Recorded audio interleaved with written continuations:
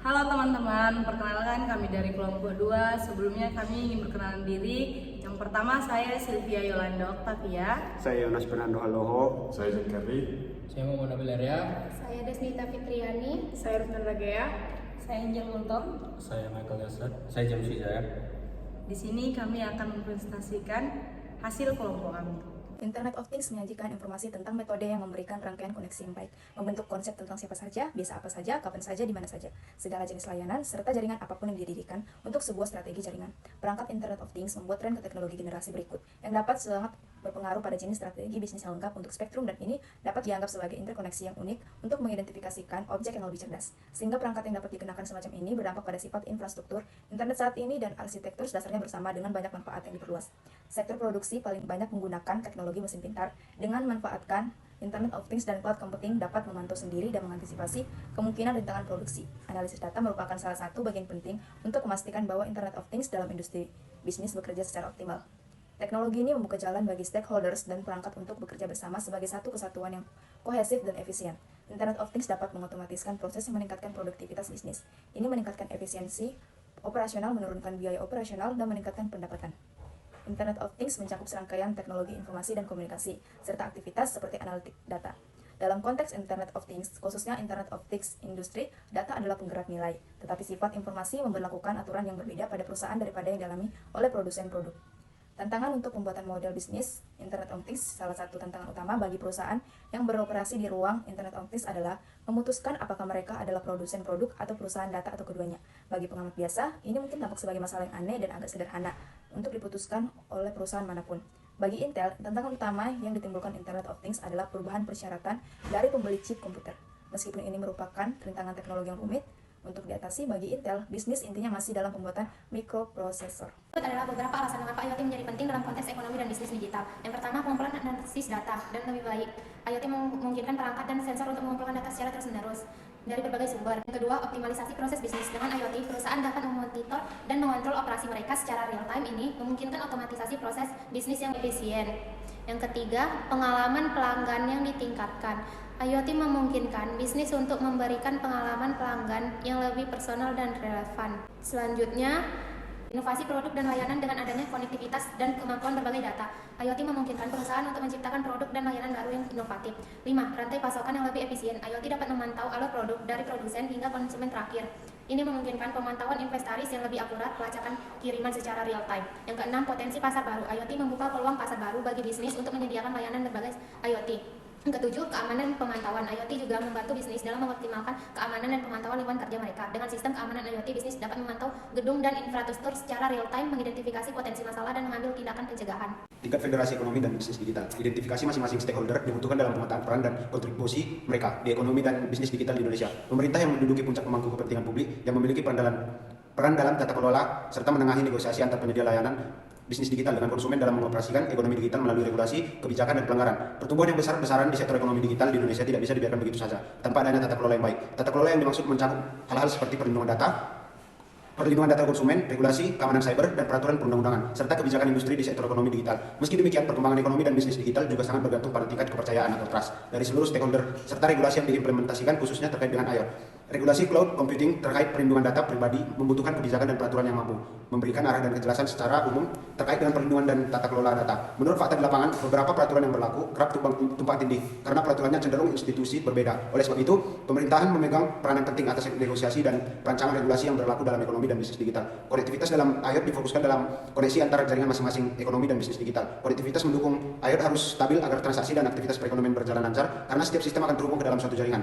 Ada indikator yang kuat bahwa IoT bukanlah teknologi sementara yang akan mengikuti inovasi berlebihan sebelumnya yang tidak pernah bertemu dengan kesuksesan pasar. Kita dapat melihat bahwa infrastruktur pendukung sebagai besar sudah ada dengan broadband, kabel yang tersebar luas, komponen komputasi yang murah, dan infrastruktur backend. Untuk mengelola data, keberhasilan smartphone sebagai perangkat komunikasi dan komputasi menunjukkan permintaan dari pengguna akan teknologi apapun yang membantu memahami lingkungan kita.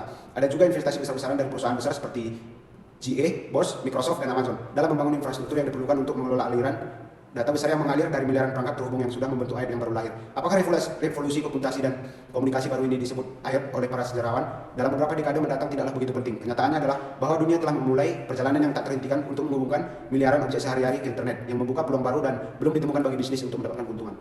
Saya akan membahas tantangan keamanan dari IoT atau Internet of Things. Dalam konteks keamanan Internet of Things, ada beberapa poin penting yang perlu dipertimbangkan.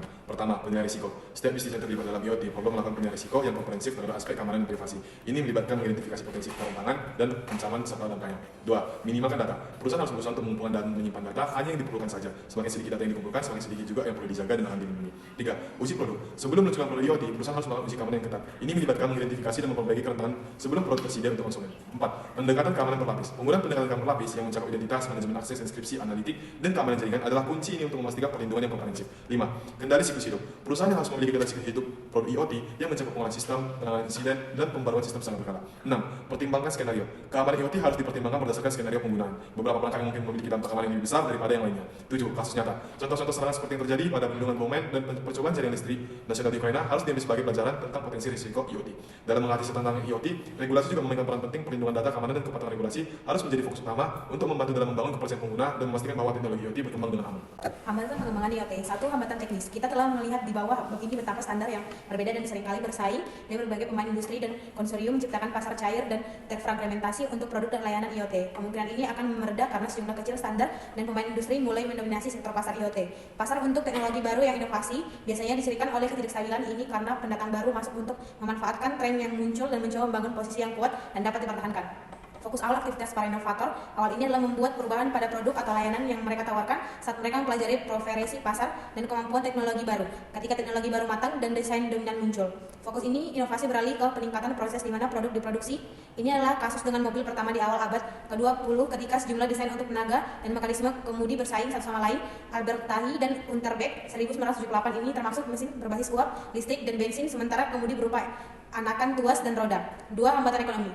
Teknologi baru biasanya mahal untuk diproduksi karena penjualan rendah dan skala ekonomi belum memiliki kesempatan untuk menembus rantai pasokan. Ponsel pertama dijual pada tahun 1984 seharga Rp60 juta, yang setara dengan lebih Rp 138 juta pada uang tahun 2016. Walpin 2014 butuh lebih dari 15 tahun untuk menjadi produk untuk masa ketika harga jatuh ke tingkat yang terjangkau. Untuk produk dan layanan IoT yang dihadapi konsumen seperti perangkat yang dapat dikenakan dan peralatan pemantauan rumah, harga akan menjadi faktor penting. Namun harga komponen yang bentuk banyak dari perangkat ini sudah sangat rendah karena penggunaannya yang sudah mapan di telepon pintar, tablet, dan peralatan komputer lainnya. Namun bukan hanya biaya perangkat keras yang perlu dipertimbangkan. Model bisnis banyak perusahaan IoT dasarkan pada model langganan di mana pengguna melakukan pembayaran berkelanjutan untuk layanan bernilai tambah yang dimungkinkan oleh produk. Di Inggris Raya, sistem pemantauan rumah Nextcam Google terdiri dari kamera pengintai yang berkomponen WiFi yang dijual seharga sekitar Rp1.800.000, tetapi juga memberikan langganan bulanan sebesar Rp96.000 jika pengguna ingin dapat meninjau rekaman video historis. Seperti halnya langganan ponsel, ada kemungkinan harga perangkat keras IoT akan disubsidi oleh pelanggan berkelanjutan untuk pengguna. Sampai skema tarif yang dapat diterima, mudah dipahami, dikembangkan, penetapan harga akan menjadi masalah bagi konsumen domestik. 3. Hambatan sosial. Terlepas dari apa yang masih diperkirakan oleh banyak ekonom, manusia bukanlah mesin rasional murni yang membuat keputusan pembelian yang diperuntukkan berdasarkan harga dan nilai utilitas. Hal ini terutama terjadi pada banyak produk dan layanan IoT yang diluncurkan ke pasar. Pembeli terfostat next menghargai kemampuan untuk mengontrol pemanasan mereka dari ponsel cerdas mereka, tetapi mungkin kurang senang karena termostat. Dapat mengetahui apakah ada orang dalam rumah, dan jika demikian di ruangan mana mereka berada. Pencuri potensial pasti ingin mengetahui apakah sebuah rumah kosong sebelum mereka memutuskan untuk masuk. Meskipun bukan proses yang mudah, para peneliti telah menunjukkan bahwa mereka termostat next dan mengendalikannya adalah mungkin. Strong 2014. Pelacak kebugaran adalah perangkat populer di kalangan pengguna untuk memantau aktivitas mereka. Tapi seiring dengan semakin canggihnya, jumlah data mereka dikumpulkan meningkat. Data ini biasanya diunggah ke cloud, sehingga pengguna dapat memantau tingkat kebugaran mereka dari waktu ke waktu dan dapat mencakup tingkat aktivitas, detak jantung, waktu pemulihan, dan kebiasaan diet. Dari sudut pandang privasi ini adalah data yang sangat sensitif dan perlu diamankan dengan aman. Rantai nilai Internet of Things. Dalam konteks bisnis, rantai nilai adalah rangkaian aktivitas yang menambah nilai pada produk atau layanan. Rantai nilai dapat diamati di dalam perusahaan dan ditentukan oleh bagaimana perusahaan mengelola sumber dayanya untuk menciptakan penawaran pasar. Studi tentang rantai nilai juga dapat dilakukan di dalam industri, di mana seluruh proses produksi barang atau jasa diperiksa dan mencakup semua perusahaan yang memberi nilai tambah di sepanjang jalan. Dalam konteks Internet of Things, rantai nilai yang disederhanakan dan memecah aktivitas ini terjadi dalam IoT dan di mana berbagai perusahaan dapat menambah nilai di sepanjang jalan. Inti dari IoT adalah benda itu sendiri. Apakah itu sensor yang bisa disematkan dalam proses industri, pelacak kebugaran, atau termostat pintar? Agar data dapat diekstraksi dari hal-hal ini, mereka harus terhubung ke jaringan komunikasi. Biasanya tetapi tidak eksklusif jaringan dan kabel. Data ini kemudian perlu diproses dalam sistem backend yang melakukan beberapa bentuk analitik untuk memahami apa yang telah ditangkap. Pada tahap akhir dari model yang disederhanakan ini, disediakan layanan yang menggunakan data yang diproses untuk menciptakan informasi bernilai tambah yang memenuhi kebutuhan pasar. Ini bisa misalnya layanan informasi bisnis yang membantu perusahaan meningkatkan proses industrinya, atau catatan sejarah aktivitas kebugaran yang membantu atlet meningkatkan program pelatihannya. Tidak mungkin ada satu perusahaan yang akan melakukan semua aktivitas pada rantai nilai ini karena mencakup rentang proses bisnis yang sangat luas dan memerlukan kompetensi serta infrastruktur teknis yang sangat berbeda. Perangkat IoT, perangkat keras inti dari IoT yang muncul adalah menghubungkan dunia fisik ke dunia virtual. Perangkat keras informasi dan komunikasi TIC merupakan pusat pengembangan IoT. Perusahaan yang memproduksi perusahaan keras IoT untuk kategori berikut: rumah pintar dapat dipakai industri MQM, kota pintar. Perangkat keras IoT rumah pintar terhubung. Impian rumah pintar atau terhubung di mana barang-barang rumah tangga terhubung ke internet dan dapat dikendalikan dari jarak jauh telah bersama kami selama beberapa tahun. Lemari es, pita, seret, termostat, penerangan, dan kunci pintu saat ini adalah yang menawarkan berbagai fitur canggih kepada pengguna. Namun antusiasme rumah tangga yang mengadopsi teknologi ini tidak sebesar yang diinginkan banyak pabrikan. Seperti yang kita lihat di bab sebelumnya, kecuali ada permintaan nyata dari pasar untuk produk dan layanan baru yang inovatif. Kecuali kemungkinan akan adanya peningkatan yang signifikan, diperkirakan bahwa pada akhir tahun 2015 hanya 5% rumah tangga AS yang memiliki perangkat rumah pintar, dan angka ini akan meningkat menjadi hanya 15% pada tahun 2021. Ada sejumlah alasan untuk hal ini. Yang pertama, banyak peralatan seperti lemari es dan termostat relatif jarang diganti. Kedua, manfaat yang ditawarkan perangkat pintar ini sering tidak signifikan bagi pengguna. Ketiga, biasa ada harga premium yang dikenakan untuk perangkat pintar yang bisa mencapai ribuan dolar. Keempat, berbagai standar yang berbeda digunakan produsen perangkat dalam kendali jarak jauh, dan berbagai data membuat banyak pelanggan enggan berinvestasi dalam teknologi yang mungkin dianggap pusing oleh pendatang baru. Kelima, menginstal dan membuat perangkat pintar untuk berbicara satu sama lain bisa jadi sulit. Apple adalah perusahaan lain yang ingin memperluas jangkauannya ke rumah di luar komputer dan smartphone. Bab sebelumnya menjelaskan standar HomeKit-nya yang mencoba membuat platform untuk memungkinkan interkoneksi perangkat rumah tangga melalui gateway Apple seperti Hub, IoT, SmartThings, Samsung. Tidak jelas pada akhir 2016 platform mana jika ada yang mencapai keseluruhan pasar dan menyediakan basis sebagai pihak ketiga untuk meluncurkan produk dan layanan pelengkap. Perangkat keras IoT industri atau MQM kurang terlihat oleh sebagian besar dari kita daripada IoT yang dihadapi konsumen dari rumah pintar dan perangkat yang dapat dikenakan, tetapi yang lebih penting secara ekonomi adalah tempat IoT bertemu dengan lanskap industri siap untuk transformasi dan komputasi canggih dan teknologi komunikasi, serta industri yang banyak investasi di IoT karena ini menghemat biaya dengan merampingkan proses, tetapi juga menciptakan peluang baru dari data yang dihasilkan oleh aktivitasnya. Banyak pemain perangkat keras yang memainkan peran dalam sektor industri IoT adalah perusahaan sebesar dan mapan termasuk Rockwell, Siemens, ABB, Hitachi, Tissot, dan lain-lain sebagainya. Mereka sudah memiliki pengalaman bekerja dengan mitra industri dalam proyek besar dan memahami dinamika penerapan solusi industri yang kompleks dalam skala besar. Sekarang ada satu perusahaan yang dapat memasukkan semua komponen untuk proyek IoT. Terus di sini solusi pabrik terhubung yang memperkuat kekuatan Cisco dalam perangkat keras komunikasi dan pengalaman Rockwell dalam sistem kontrol yang melakukan sensor dengan instruksi komputasi. Perangkat lunak IoT. Meskipun perangkat keras IoT yang biasanya paling terlihat, terutama jika menyangkut rumah kita dan perangkat kita pakai dan bawa, perangkat lunak yang mendukung umumnya lebih signifikan dan perspektif bisnis. Sebagian besar perangkat keras yang mendasari IoT telah dikomoditasasi sejauh dibangun dengan harga tertentu dan seringkali tersembunyi dari mata konsumen. Meskipun kita mungkin mengetahui mereka ponsel cerdas atau basic target kita, tidak banyak dari kita yang mengetahui produsen, prosesor, dan sensor yang dikandungnya. Saat membeli ponsel cerdas, kita adalah orang iPhone atau Android karena itu adalah sistem operasinya, dan betapa kita berada dalam apa seringkali penting dari perangkat fisik itu sendiri. Nah, perangkat lunak IoT terbagi menjadi dua, yaitu rumah pintar atau terhubung, mana upaya untuk membuat platform perangkat lunak untuk rumah pintar sering dilakukan oleh beberapa perusahaan teknologi terbesar di dunia, dan ini dibahas secara singkat di bab 2. Meskipun ada investasi besar dalam pengembangan dan pemasaran produk oleh Google Apps, Amazon, dan Samsung antara lain, tidak ada platform perangkat lunak yang mampu meniru apa yang telah terjadi di sektor ponsel cerdas. Jika ini terjadi, maka kita dapat melihat lingkaran kesuksesan ekonomi yang menguntungkan bagi para pemenang dan lingkaran setan penurunan bagi yang kalah. Pada tahun 2016, misalnya pengembangan yang berani atau bodoh akan membangun aplikasi smartphone mereka hanya untuk Windows atau BlackBerry. Mungkin juga tidak ada platform perangkat lunak yang masih di dalam rumah pintar dan tetap merupakan rangkaian produk dan aplikasi terfragmentasi yang masing-masing memberikan layanan khusus seperti kunci pintu, pemantauan video, serta kontrol suhu dan pencahayaan.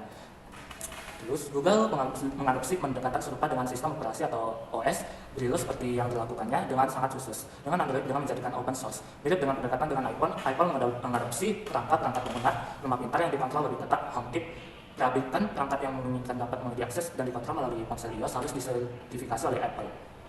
Terus seperti halnya, iPhone trade-off untuk Apple adalah pangsa pasar yang berpotensi kecil, tetapi kemampuan untuk mengontrol keamanan dan pengalaman pengguna dengan lebih baik untuk pembelian produk bersertifikasi HomeKit dan sebagai konsekuensi menagih premi pasar. Nah, yang kedua, perangkat lunak IoT analitika data. Sementara konsumen domestik umumnya akan membeli produk IoT untuk membuat hidup mereka lebih mudah dengan mengotomatiskan tugas-tugas rutinitas seperti mengontrol pemanasan, membuka pintu, atau mengatur pencahayaan. Penggunaan industri jauh lebih berfokus pada data yang dihasilkan oleh IoT.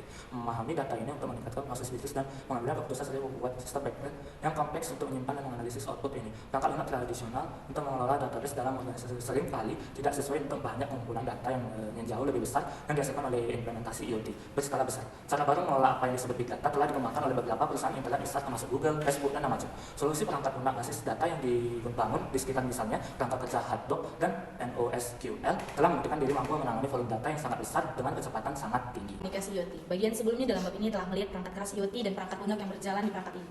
Bagian ini membahas teknologi standar dan protokol konektivitas yang menempatkan internet dalam IoT. Konektivitas jelas merupakan elemen penting dari setiap instalasi IoT karena memungkinkan kontrol penggunaan atas benda dan data untuk diekstraksi dan dikelola dari jarak jauh. Seperti halnya lapisan perangkat keras dan perangkat lunak IoT, ada berbagai perusahaan, organisasi, dan konsorsium yang mencoba mengembangkan dan memaksakan standar untuk memungkinkan interoperabilitas antara perangkat dan sistem. Beberapa teknologi komunikasi yang digunakan dalam IoT sudah banyak digunakan, antara lain Bluetooth, Wi-Fi, dan GSM. Lainnya seperti Wemo, Zigbee, dan Thread digunakan oleh produsen perangkat IoT tetapi belum secara jelas mencapai posisi berkelanjutan di pasar perakit. Ada standar komunikasi khususnya seputar 5G yang pada tahun 2016 masih dalam pembahasan dan pengembangan dan belum diluncurkan. Beberapa perusahaan telah membuat bisnis yang sangat menguntungkan dari mengembangkan perangkat lunak dan mendominasi aplikasi tertentu seperti Windows dengan sistem operasi desktop dan Oracle dengan sistem database yang besar. Yang lain seperti Apple telah memperoleh keuntungan besar dengan menjual perangkat keras yang berbeda yang konsumen bersedia membayar dengan harga premium. Namun, tidak biasa bagi perusahaan untuk dapat menghasilkan uang secara langsung dari kepemilikan standar komunikasi. Wi-Fi dan Bluetooth dikelola dan diizinkan oleh organisasi nirlaba yang memastikan teknologi ini dikembangkan dan digunakan sesuai dengan serangkaian prinsip ketat yang memastikan protokol stabil dan handal. Bagi pihak ketiga untuk membuat perangkat yang menggabungkannya, ini umumnya beroperasi untuk kepentingan jangka panjang lanskap teknologi yang lebih luas yang mendapat manfaat dari standar yang kuat dari umum yang membuat perangkat keras dapat dioperasikan. Standar yang bersaing dan bertentangan membuat perangkat keras dan perangkat lunak lebih sulit dan dapat merugikan konsumen yang menginginkan kesederhanaan dan perangkat yang dapat berkomunikasi satu sama lain. Seperti yang telah kita lihat di bagian sebelumnya, IoT adalah kumpulan aplikasi dan teknologi yang sangat luas dan tidak mungkin ada protokol atau standar komunikasi tunggal yang akan memenuhi semua kebutuhan. Beberapa perangkat memerlukan chip komunikasi yang mengkonsumsikan daya sangat sedikit dan hanya perlu beroperasi dalam jarak pendek. Sementara yang lain mungkin tidak terlalu dibatasi dalam kebutuhan dayanya, tetapi harus mengirimkan data dalam jarak bermil-mil. Hubungan umum antara sebagian besar sistem ini adalah persyaratan untuk standarisasi, di mana badan nirlaba seperti Wi-Fi Alliance dan Bluetooth seperti Internet Group memainkan peran penting. Layanan jaringan seluler generasi kelima atau 5G yang diharapkan akan diluncurkan mulai tahun 2020. Aliansi jaringan seluler generasi selanjutnya yang dibentuk pada tahun 2006 telah beroperasi jaringan seluler dan produsen handset. Selain menentukan karakteristik jaringan seluler yang lebih cepat daripada standar 4G saat ini, aliansi NGM juga mempertimbangkan persyaratan untuk IoT karena operator jaringan melihat ini sebagai aliran pendapatan masa depan yang penting dan tidak ingin disampaikan oleh persaingan teknologi untuk transformasi data. Gambar 32 menunjukkan tumpukan teknologi IoT dan dibangun di atas rantai nilai untuk menunjukkan teknologi umum yang menggerakkan IoT dengan pilihan aplikasi pengguna akhir yang berbeda. Representasi tingkat tinggi dari teknologi yang mendukung IoT dan aplikasi dunia nyata mereka menginformasikan struktur bab ini yang melihat perusahaan tentu, konsorium dan inisiatif sektor publik yang berusaha membentuk dan memanfaatkan landscape teknologi yang sedang berkembang. Sensor adalah komponen kunci dalam Internet of Things atau IoT karena berperan dalam mengumpulkan data fisik dari lingkungan sekitarnya dan mengubahnya menjadi informasi digital yang dapat diolah dan digunakan oleh perangkat dan sistem lainnya. Berikut adalah beberapa jenis sensor yang sering digunakan dalam IoT. Sensor kelembapan untuk mengukur tingkat kelembapan atau kadar air dalam udara atau lingkungan tertentu. Sensor suhu mengukur suhu lingkungan atau permukaan benda tertentu. Sensor cahaya sebagai pendeteksi intensitas cahaya dan dapat digunakan untuk mengatur pencahayaan atau mendeteksi kehadiran orang. Sensor gerak untuk mendeteksi gerakan manusia atau objek yang biasanya digunakan dalam sistem keamanan atau perangkat pintar. Sensor jarak sebagai pendeteksi jarak atau ketidakberaturan benda dari sensor. Sering digunakan dalam robotika dan kendaraan otonom. Sensor tajam untuk mengukur denyut jantung seseorang dan banyak digunakan dalam perangkat kesehatan pintar. Sensor-sensor ini berperan penting dalam mengumpulkan data dan memberikan input bagi sistem IoT untuk melakukan analisis, pengambilan keputusan, dan pengontrol perangkat atau tindakan berdasarkan informasi yang diterima kombinasi dari berbagai jenis sensor ini. Memungkinkan aplikasi yang beragam dalam IoT termasuk rumah pintar, kota pintar, kendaraan otonom, dan sektor industri lainnya. Platform sebagai model bisnis untuk Internet of Things telah menjadi pendekatan yang sukses dalam mengembangkan, menyediakan, dan mengintegrasikan seluruh solusi IoT dalam konteks ini. Platform mengacu pada infrastruktur, perangkat lunak, dan layanan yang memfasilitasi pengembangan, operasi, dan pemanfaatan aplikasi dan layanan IoT dengan lebih mudah dan efisien. Beberapa poin penting model bisnis ini melibatkan fasilitasi pengembangan aplikasi IoT.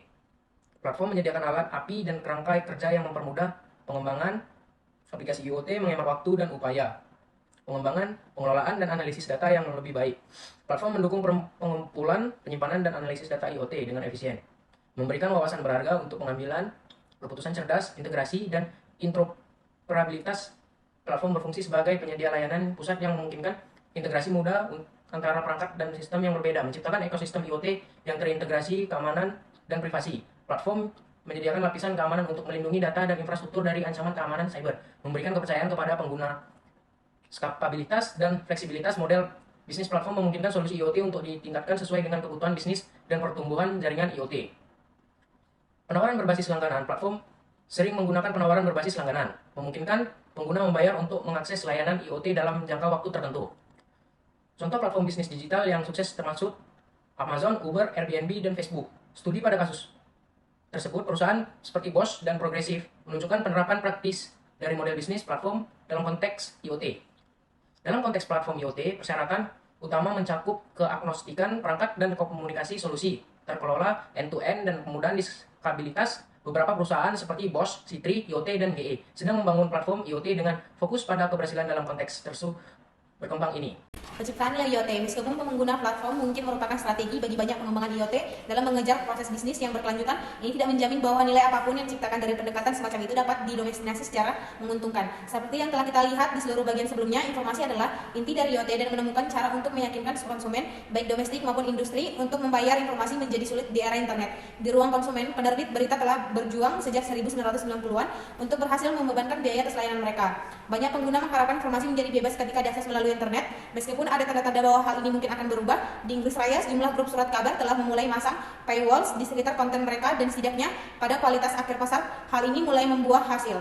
Penerbit berita dan perjuangan mereka untuk beradaptasi dengan internet dapat memberikan pelajaran bagi perusahaan yang memiliki produksi penjualan dan analisis informasi sebagai komponen model bisnis mereka. Pelajaran penting bagi perusahaan manapun yang berharap mendapat untung dari eksploitasi informasi secara komersial adalah menghargai bagaimana informasi berbeda dari sumber daya strategi lainnya yang digunakan oleh perusahaan. Moody dan Malls 1999 telah mendefinisikan apa yang mereka sebut 7 hukum informasi yang dapat membantu pengembangan IoT dan lebih memahami bagaimana penciptaan nilai dapat diturunkan dari data yang dihasilkan oleh sistem mereka. 7 hukum informasi terdiri dari: hukum pertama, tidak seperti produk fisik, informasi dapat dibagikan dengan orang lain tanpa kehilangan nilainya. Hukum kedua, nilai informasi meningkat dengan penggunaan dan tidak memberikan nilai jika tidak digunakan sama sekali. Hukum ketiga, informasi dapat musnah dan kehilangan nilai dari waktu ke waktu. Hukum keempat, nilai informasi meningkat dengan akurasi. Hukum kelima, nilai informasi bertambah bila digabungkan dengan informasi lain. Hukum keenam, lebih banyak informasi belum tentu lebih baik. Hukum ketujuh, tidak seperti produk fisik, informasi tidak dapat habis. Karakteristik unik dari informasi ini dan implikasinya terhadap model penetapan harga. Biar informasi diuraikan lebih rinci Shapiro dan Varian 1998 dalam pedoman aturan mereka untuk perusahaan yang berencana menawarkan produk dan layanan informasi digital. Menerapkan peraturan ini ke-7 hukum Buzzer dan Kleiman 2011 telah menyusun serangkaian persyaratan yang akan membantu pengembangan IoT, pengembangan profesi nilai untuk penawaran mereka. Mereka berpendapat bahwa perusahaan tersebut perlu, yang pertama, memberikan informasi yang benar dan menautkan mengidentifikasi unik ke produk fisik. Pastikan informasinya terperinci dengan tepat untuk memberikan kejelasan dan wawasan. Yang ketiga, memastikan informasi berada dalam kondisi benar dalam hal akurasi, digabungkan dengan sumber lain dan definisikan secara formal dari perspektif semantik semakin dapat diproses dan dianalisis. Yang keempat, memberikan informasi tepat waktu untuk memenuhi kebutuhan klien, apakah ini real time atau historis. Yang kelima, pastikan informasi mudah diakses seluruh jaringan yang digunakan. Yang keenam, beri harga informasi secara tepat dengan tingkat transparan harga tinggi sehingga klien dapat melibatkan bahwa mereka membayar informasi tersebut daripada infrastruktur pendukung yang mengeringkan data. Saya akan menjelaskan platform IoT. Terkait dengan platform ini, dalam pengembangan IoT ini, platform dapat didefinisikan sebagai suatu set komponen stabil yang mendukung variasi dan evolubilitas dalam suatu sistem dengan membatasi keterkaitan antara komponen lainnya. Contoh nyatanya adalah bagaimana Intel dan Microsoft menggunakan platform teknologi untuk modifikasi sektor pasar mereka, seperti dalam pengembangan platform mereka seperti PC yang menggabungkan stabilitas dengan fleksibilitas untuk mendorong inovasi. Platform PC menawarkan stabilitas dan keseimbangan antara kendala dan fleksibilitas. Aliran big data dalam IoT dan cloud computing menjadi kunci dalam mengelola, menyimpan, dan menganalisis data yang dihasilkan oleh perangkat IoT. IoT merujuk pada jaringan perangkat yang terhubung ke internet yang dapat mengumpulkan dan bertukar secara otonom. Cloud computing adalah model penyimpanan dan pengolahan data di server yang terpusat melalui internet. Aliran big data dalam IoT dan cloud computing melibatkan langkah-langkah seperti pencatatan data, pengiriman data, penyimpanan data, pemrosesan data, dan penggunaan data. Namun perlu kita ingat bahwa di dalam dunia IoT, berbagai standar dan platform muncul seperti Zigbee, Waymo, Z-Wave, Google, Apple, dan banyak lainnya. Semua ini mempengaruhi bagaimana perangkat IoT berkomunikasi dan bekerja sama. Demikian juga dengan keamanan dan integritas data yang sangat penting dalam konteks jaringan bisnis yang besar, terutama ketika perusahaan menghubungkan perusahaan yang heterogen menggunakan internet dan extranet untuk pertukaran data yang cepat. Hal ini memerlukan implementasi standar keamanan yang sangat tinggi dan pemahaman yang baik tentang platform dan protokol yang digunakan. Regulasi IoT berikut adalah beberapa aspek hubungan antara regulasi dan IoT dalam perusahaan. 1. Perlindungan data dan privasi. Regulasi data dan privasi memastikan bahwa data yang dikumpulkan oleh perangkat IoT dijaga kerahasiaannya dan digunakan secara tepat. Misalnya, perusahaan harus mematuhi peraturan seperti General Data Protection Regulation di Uni Eropa atau California Consumer Privacy Act (DAS) untuk melindungi informasi pribadi konsumen yang dikumpulkan oleh perangkat IoT. Kedua, keamanan IoT. Regulasi keamanan mengharuskan perusahaan untuk mengadopsi praktik terbaik dalam melindungi perangkat IoT dari serangan cyber dan potensi ancaman keamanan lainnya. Ini meliputi tindakan untuk mengekspresi data, mengamankan akses ke perangkat, dan mengatasi kerentanan dalam desain dan pengembangan produk. Ketiga, kestabilan dan keandalan. Regulasi dapat mengatur standar dan persyaratan yang harus dipenuhi oleh perusahaan dalam memastikan perangkat IoT yang mereka produksi atau gunakan beroperasi dengan stabil dan andal. Ini mencakup sertifikasi kualitas produk dan persyaratan kinerja. Keempat, kepatuhan industri. Beberapa industri tertentu memungkinkan memiliki regulasi khusus yang mengatur penggunaan teknologi IoT. Misalnya dalam sektor kesehatan ada peraturan seperti Health Insurance Probability and Accountability Act yang mengatur penggunaan data kesehatan oleh perangkat IoT. Kelima, identifikasi dan labeling. Beberapa regulasi dapat menuntut perusahaan untuk untuk memberikan identifikasi dan label yang jelas pada perangkat IoT untuk memberi informasi yang transparan kepada konsumen tentang fitur dan kegunaan produk. 6. Sertifikasi dan pengujian. Beberapa yudikasi mungkin mengharuskan perusahaan untuk mendapatkan sertifikasi khusus atau melakukan pengujian tertentu sebelum memasarkan produk IoT untuk memastikan sesuai dengan standar keamanan dan kualitas yang ditetapkan. 7. Tanggung jawab dan kewajiban hukum. Regulasi juga dapat mengatur kewajiban hukum perusahaan terkait dengan keamanan produk, pelaporan industri dan keamanan, dan tanggung jawab atas kerusakan yang disebabkan oleh produk IoT yang mereka buat atau gunakan. Penting bagi perusahaan untuk memahami dan mematuhi regulasi yang berlaku terkait penerapan IoT dalam operasi dan produk mereka. Hal ini tidak hanya membantu memastikan keselamatan dan keamanan pengguna, tetapi juga menghindari potensi sanksi dan tuntutan hukum yang diambil atau timbul akibat pelanggaran regulasi. Selain itu, kepatuhan terhadap regulasi juga dapat membangun kepercayaan dan reputasi baik perusahaan di mata konsumen dan mitra bisnis. Terus, dalam jaringan bisnis, satu set informasi dipertukarkan antara satu set perusahaan yang terbatas. Secara umum, pertukaran informasi antara perusahaan-perusahaan ini dicakup oleh perjanjian yang dibuat sebelumnya di antara mereka. Oleh karena itu, setiap perusahaan dapat meminta informasi baru, informasi tambahan, informasi konfirmasi atau pembatalan atau informasi korektif. Akibatnya, banyak dari informasi ini memerlukan perlindungan sehingga orang lain tidak dapat mengaksesnya, terutama para pesaing yang ingin mengetahui dan memanfaatkan informasi tersebut. Umumnya, informasi yang harus dilindungi dalam jaringan bisnis adalah 1. Informasi rahasia. Ungkapan informasi ini berdampak negatif terhadap posisi perusahaan di pasar, terutama informasi terkait volume, aktivitas, dan bisnis atau daftar pelanggan. 2. Informasi keuangan. Dalam bisnis, informasi ini sangat sensitif dan harus dipastikan lengkap dan akurat, jadi protokol pertukaran diperlukan untuk memverifikasi integritas informasi. 3. Informasi bisnis dan teknis. Umumnya, setiap perusahaan memiliki tingkat transparansi yang tinggi dalam bisnis, tetapi perusahaan tidak ingin membocorkan beberapa informasi bisnis yang sangat penting seperti perencanaan bisnis mereka. 4. Informasi sumber daya manusia. Informasi ini terkait dengan anggota perusahaan yang membutuhkan perhatian khusus untuk perlindungan mereka. Dengan demikian, informasi hardcode dan data pribadi termasuk gaji dan data asuransi serta status kesehatan dalam kerja harus diamankan selama transmisi dan penyimpanan. 5. Informasi pelanggan. Perusahaan selalu perlu menyimpan informasi rinci tentang pelanggan mereka dan sifat pekerjaan mereka. Jika beberapa informasi ini sensitif, perusahaan harus menjaga kerahasiaannya. Selain itu, informasi lain seperti data pasar juga bersifat rahasia. Dan 6. Informasi keamanan. Informasi ini terkait dengan mekanisme perlindungan data perusahaan. Pada dasarnya, informasi ini adalah yang paling penting dan sensitif di antara yang disebutkan di atas.